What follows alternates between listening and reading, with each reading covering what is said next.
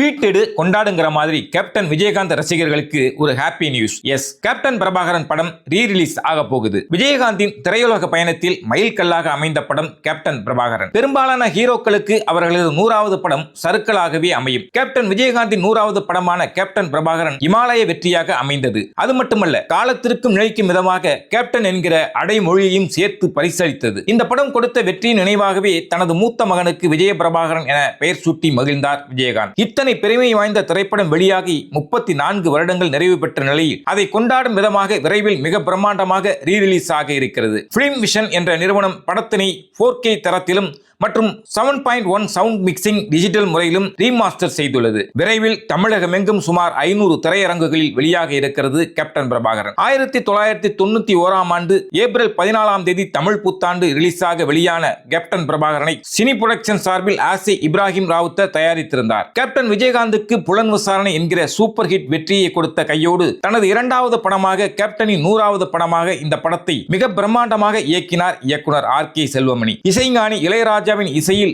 இந்த படத்தில் இடம்பெற்ற பாசமுள்ள பாண்டியரே என்கிற பாடலும் ஆட்டமா தேரோட்டமா என்கிற பாடலும் இன்றைக்கும் திருவிழாக்களிலும் சுப நிகழ்ச்சிகளிலும் தவறாமல் இடம் பிடிக்கும் கொண்டாட்ட பாடல்களாக அமைந்துவிட்டன. ரயில் சண்டை காட்சி, லியாக்கத் அலிகானின் அனல் பறக்கும் அரசியல் வசனங்கள், மன்சூர் அலிகானின் மிரட்டும் வில்லத்தனம், ரம்யா கிருஷ்ணனின் நடனம் என ஏகப்பட்ட சிறப்புகள் அமைந்துள்ள கேப்டன் பிரபாகரனை மீண்டும் ரசிக்கலாம் விரைவில்.